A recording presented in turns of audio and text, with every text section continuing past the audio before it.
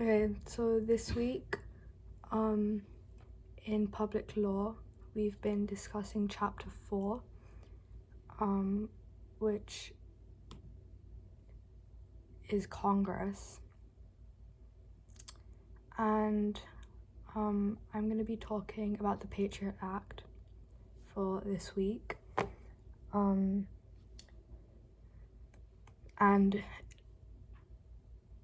emergency powers. So basically, the Patriot Act is a US law that was passed in October 2001, right after the 9/11 attacks. The reason for it was to expand the government's powers and to detect and prevent terrorism. The act allowed things such as broader surveillance powers and made it easier for law enforcement and intelligence groups to share data. It has caused some controversy though, because critics say it violates privacy of individuals. So there are some privacy concerns. But emergency powers are basically things such as broader surveillance powers and powers given to the government to access certain order or files and data. So we're supposed to discuss something that either bothers you or something that intrigues you about emergency powers. I'm going to talk about something that bothers me about emergency powers. So one thing is how quickly the rules can change. These rules have been established, and the whole point is that they have to be predictable and they can't be changed as easily. But one thing about emergency powers is how quickly the rules can change during times of fear, like when there's a terrorist attack or during the 9/11 attacks.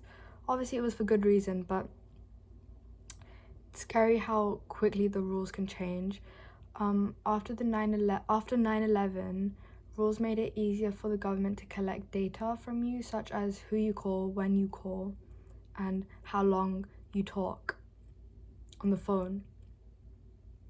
So the government had access to this data. Again, like I said, it was for good reason, obviously to find out who, terrorists were communicating with and trying to prevent that.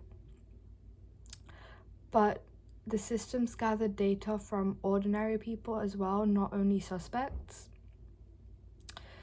Other countries do have similar laws like this that have been passed after terrorist attacks. Like I'm pretty sure in England, like after the 2000 terrorist attacks, a similar law was passed, and lots of other countries have things like this as well, in order to prevent future attacks. But the thing is, in the